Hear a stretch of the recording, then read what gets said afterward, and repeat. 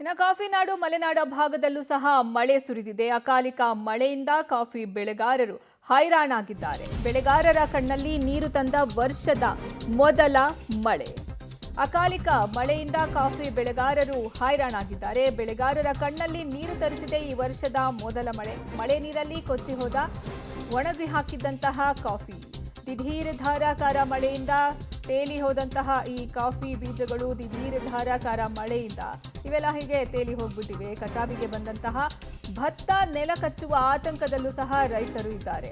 ಗಿಡದಲ್ಲೇ ಹಣ್ಣಾಗಿರುವ coffee ನೆಲಕ್ಕೆ ಉದುರಿ ನಷ್ಟದ ಭಯ ಎದುರಾಗಿದೆ. ಚಿಕ್ಕಮಗಳೂರು ಜಿಲ್ಲೆ ಮಲೆನಾಡು ಭಾಗದಲ್ಲಿ ಧಾರಾಕಾರ ಮಳೆ ಸುರಿದಿರೋದು, ಹೀಗಾಗಿ ಕಾಫಿ ಬೆಳೆಗಾರರು ಹೈರಾಣಾಗೋಗಿದ್ದಾರೆ, ಸಂಕಷ್ಟಕ್ಕೆ ಸಿಕ್ಕಾಕೊಂಡಿದ್ದಾರೆ.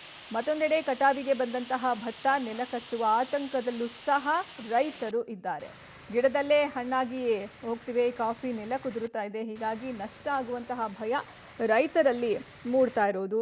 ಚಿಕ್ಕಮಗಳೂರು ಜಿಲ್ಲೆ ಮಲೆನಾಡು ಭಾಗದಲ್ಲಿ ಮಳೆ ಸುರಿದಿದೆ, ಹೀಗಾಗಿ ಕಾಫಿ ಬೆಳೆಗಾರರು ಇದೀಗ ಸಂಕಷ್ಟಕ್ಕೆ ಸಿಕ್ಕಾಕೊಂಡಿದ್ದಾರೆ.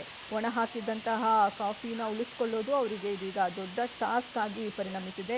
ಮಳೆಯಿಂದ ಹಾಕಿದ್ದಂತಹ ಈ ಕಾಫಿ ಉದುರಿ ಹೋಗ್ತಾ ಇದೆ. ಗಿಡದಲ್ಲಿದ್ದಂತಹ ಕಾಫಿ ಉದುರಿ ಹೋಗ್ತಾ ಇದೆ. ಒಣಗಿ ಹಾಕಿದ್ದಂತಹ ಕಾಫಿ ಅಲ್ಲಿ ನಿಂದೋಗ್ತಾ ಇದೆ. ಇದನ್ನ ಅವರು ಉಳಿಸ್ಕೊಳ್ಳೋದೇ ದೊಡ್ಡ ತಲೆನೋವಾಗಿ ಪರಿಣಮಿಸಿದೆ ಕಾಫಿ ಬೆಳೆಗಾರರಿಗೆ. ಮತ್ತೊಂದು ಕಡೆ ಕಟಾವಿಗೆ ಬಂದಂತಹ ಭತ್ತ ಸಹ ನೆಲ ಕಚ್ಚುವ ಆತಂಕದಲ್ಲಿ ರೈತರು ಇದ್ದಾರೆ.